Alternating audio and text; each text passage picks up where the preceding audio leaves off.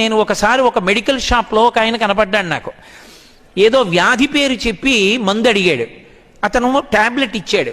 ఆయన ఆ ట్యాబ్లెట్ చూసి అన్నాడు, ఇది 15 రోజులు వాడానండి, తగ్గలేదన్నాడు.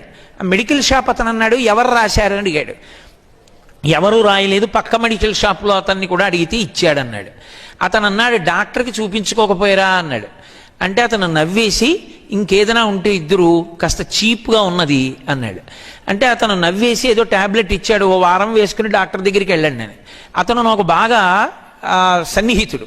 నేను మెట్లు దిగిపోయాక అడిగా, ఏమయ్యా డాక్టర్ దగ్గరికి వెళ్లకుండా ఇలా ఎందుకు వాడుతున్నావు మెడికల్ షాపుల్లో అని.